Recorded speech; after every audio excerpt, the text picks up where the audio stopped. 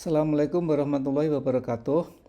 Sekarang saya akan menyampaikan materi sektor luar negeri dalam perekonomian. Pengertiannya, hubungan ekonomi internasional adalah hubungan ekonomi antar satu negara dengan negara lain yang dapat mempengaruhi alokasi sumber daya baik antara dua negara tersebut maupun antar beberapa negara. Faktor pendorong terjadinya perdagangan internasional. Yang pertama, adanya perbedaan dan keterbatasan kualitas sumber daya manusia. Yang kedua, adanya perbedaan selera masyarakat.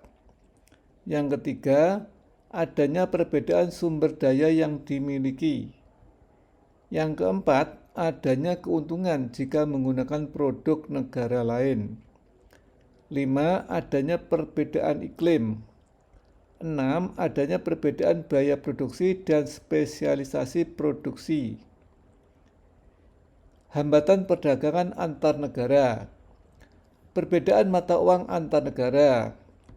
Nomor 2. Kualitas sumber daya yang rendah. 3. Pembayaran antar negara sulit dan risikonya besar. 4. Adanya kebijaksanaan impor dari suatu negara. 5. Hambatan tarif. 6. Hambatan kuota. 7. Hambatan dumping.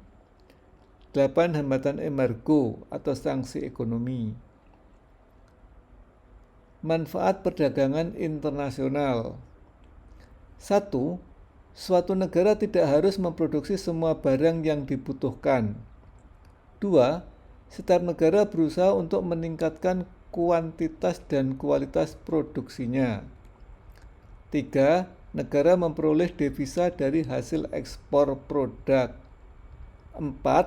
Negara bisa memperluas pasar atas hasil produksinya. 5. Dapat memperoleh barang yang tidak diproduksi di dalam negeri sendiri. 6. Memperoleh keuntungan dari spesialisasi produksi bagi tiap-tiap negara. 7. Memperluas pasar hasil produksi.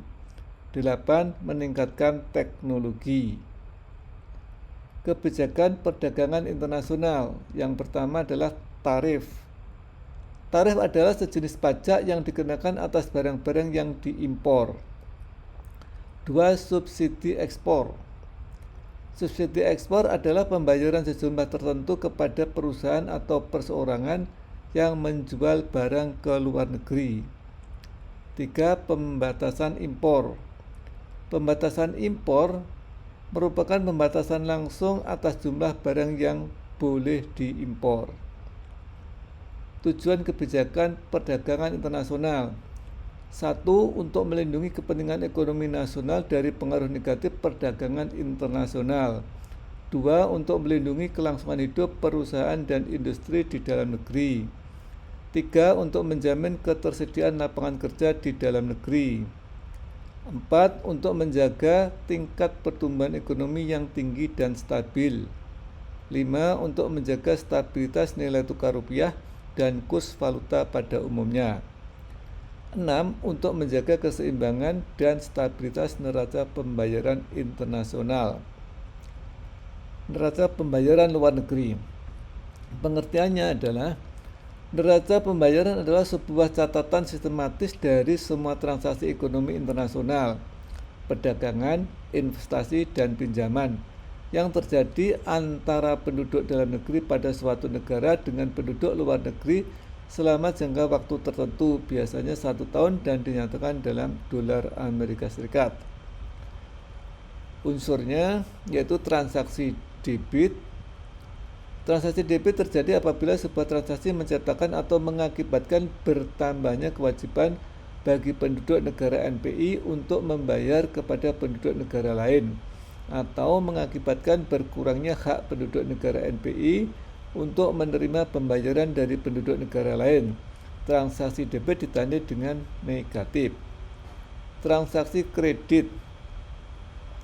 Transaksi kredit terjadi apabila sebuah transaksi menciptakan atau mengakibatkan bertambahnya hak bagi penduduk negara NPI untuk menerima pembayaran dari penduduk negara lain atau mengakibatkan berkurangnya kewajiban bagi penduduk NPI untuk mengadakan pembayaran kepada penduduk negara lain.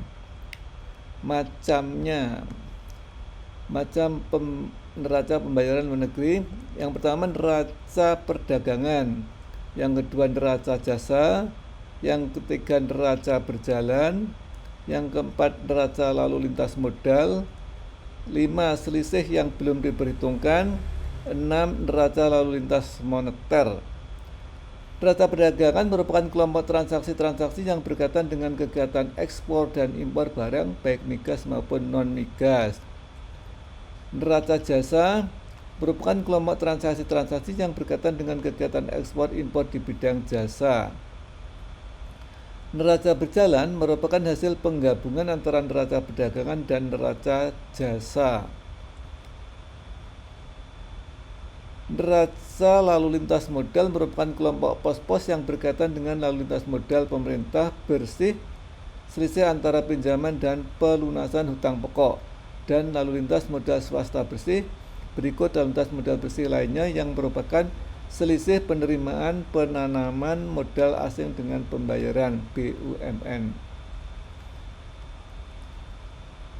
Selisih yang belum diperhitungkan, selisih yang tidak diperhitungkan yaitu merupakan selisih antara jumlah nilai debit dan nilai kredit berhasil dicatat dengan sendirinya, merupakan angka saldo daripada transaksi-transaksi yang tidak berhasil dicatat, entah disebabkan karena kesalahan ataupun karena kekhilafan. Neraca lalu lintas moneter merupakan kelompok pos-pos yang berkaitan dengan perubahan cadangan devisa. Tujuan pembuatan neraca pembayaran. Yang pertama, neraca transaksi berjalan. Neraca transaksi berjalan mencatat semua transaksi impor dan ekspor barang, perbandingan nilai ekspor dan impor barang, pendapatan investasi, pembayaran cicilan pokok utang luar negeri, serta saldo kiriman dan transfer uang dari dan ke luar negeri oleh pemerintah maupun swasta. Neraca transaksi modal. Neraca transaksi modal mencatat nilai investasi langsung pihak swasta asing, pinjaman luar negeri dari perbankan swasta internasional, serta pinjaman dan hibah dari negara lain atau lembaga-lembaga donor seperti IMF dan Bank Dunia. Neraca cadangan kas. Neraca ini hanyalah transaksi penyeimbang yang angkanya menjadi lebih kecil bila total pengeluaran pada neraca transaksi berjalan dan neraca modal melebihi total penerimaan. Kurs valuta asing. Pengertian. Kurs valuta asing yaitu banyaknya nilai mata uang suatu negara, rupiah misalnya, yang harus dikorbankan atau dikeluarkan untuk mendapatkan satu unit mata uang asing, dolar misalnya. Sebab terjadinya perubahan kurs valuta asing. Yang pertama, perubahan harga barang ekspor, terjadinya inflasi, perubahan tingkat bunga dan tingkat pengembalian investasi, faktor non-ekonomi, perubahan selera masyarakat terhadap komoditi luar negeri, perubahan iklim investasi. Akibat kurs yang tidak sesuai. Yang pertama, apabila mata uang suatu negara dinilai terlalu tinggi dibandingkan dengan valuta lain, kurs resmi lebih tinggi daripada perbandingan daya beli yang sesungguhnya atau disebut overvalued. Akibatnya ekspor akan macet dan impornya didorong terlalu besar sehingga keseimbangan neraca pembayaran terancam. Apabila kurs resmi terlalu rendah dibandingkan dengan daya belinya yang sesungguhnya, maka ekspor akan bertambah besar tetapi impor akan macet. Ekspor impor, cara pembayaran. Yang pertama adalah secara tunai, yang kedua secara pembayaran kemudian konsinyasi, kemudian wesel inkasso, kemudian LC. Nah, pembayaran secara tunai yaitu pembeli akan membayar produk kita di muka sebelum barang-barang dikirim ke negara tujuan. Sedangkan pembayaran kemudian, importer baru akan melakukan pembayaran kalau produk sudah sampai di kapal. Konsinyasi dalam sistem ini hak milik atas barang ada di tangan eksportir, sedangkan importer berperan sebagai pihak yang dititipi barang untuk dijual.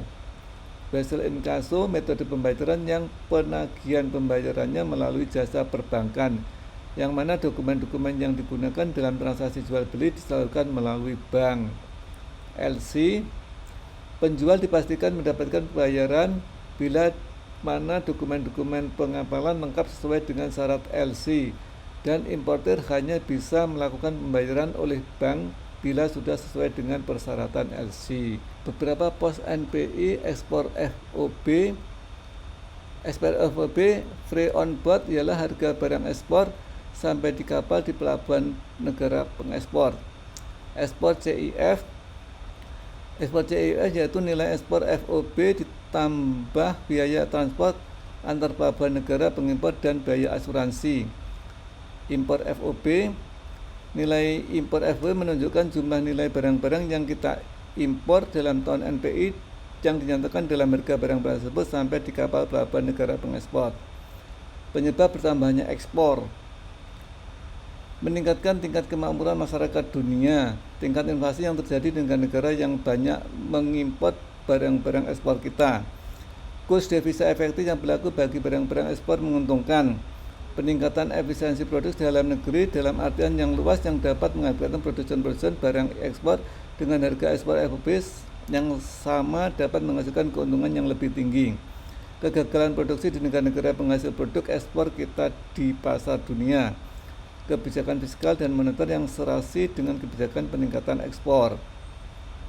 Penyebab bertambahnya impor: meningkatkan bertambahnya kemakmuran dalam negeri. Tingkat inflasi dalam negeri lebih tinggi daripada tingkat inflasi di negara-negara yang lain, khususnya di negara-negara penghasil barang yang kita impor. Kurs devisa efektif yang berlaku menguntungkan para importir. Kebijakan pemerintah merangsang impor. Hal yang perlu diperhatikan dalam perjanjian: pemilihan cara penyelesaian sengketa. Yang kedua, cara pembayaran. Yang ketiga, mata uang yang digunakan sebagai alat pembayaran. 4. Lokasi sebagai patokan harga barang. Waktu barang harus diserahkan. Kemudian penggunaan bahasa. Demikian yang bisa kita sampaikan, mudah-mudahan bermanfaat. Bila tidak, wassalamualaikum warahmatullahi wabarakatuh.